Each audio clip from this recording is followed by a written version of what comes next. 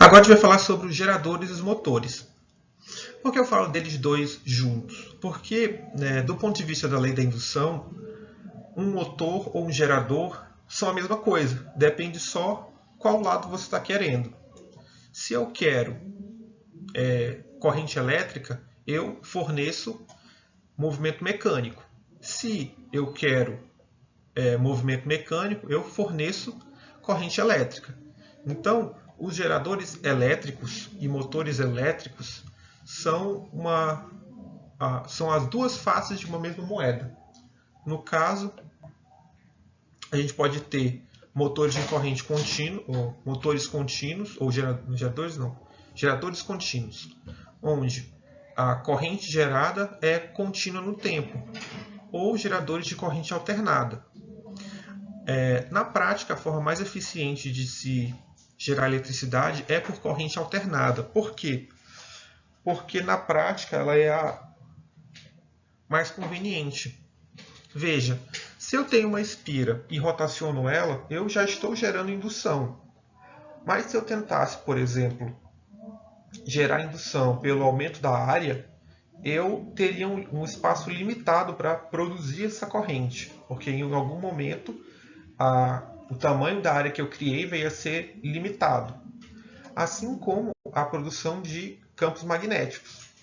Vai chegar um momento que você vai ou chegar no limite, ou vai virar uma corrente alternada, porque você vai ter que inverter o campo, porque você não consegue mais elevar o campo. Nesse caso, novamente a gente volta para a espira em rotação.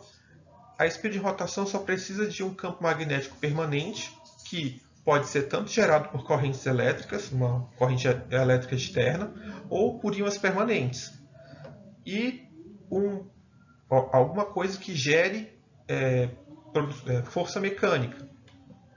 Por exemplo, termoelétricas, energia eólica, energia devido às ondas do mar, energia usinas termoelétricas e energia nuclear são todas usinas onde você usa de alguma maneira um movimento externo para gerar eletricidade pelo efeito, pela lei da indução. O caso mais interessante é que as usinas nucleares, o que gera energia na usina nuclear é a água aquecida devido às barras radioativas que sobem, passam por uma turbina e essa turbina gera eletricidade. Quando a gente fala de usinas nucleares, normalmente a gente não pensa nisso porque só se fala do problema da energia nuclear. Mas como a gente viu, mesmo que eu queira não, como todo o processo termodinâmico, todo o sistema termodinâmico, eu não posso ter um rendimento de 100%. Então, uma parte da energia mecânica que eu forneço é perdida na forma de calor, nesse caso, em dissipação. Então, para que eu possa calcular a eficiência do meu sistema, nesse caso eu estou falando dos motores, a minha potência mecânica vai ser igual à potência elétrica menos a potência dissipada. A mesma equação pode ser utilizada para os geradores. Vamos só trocar a dissipação para o outro lado. Onde, no caso, a gente quer receber energia elétrica. Então, a gente fornece potencial mecânico.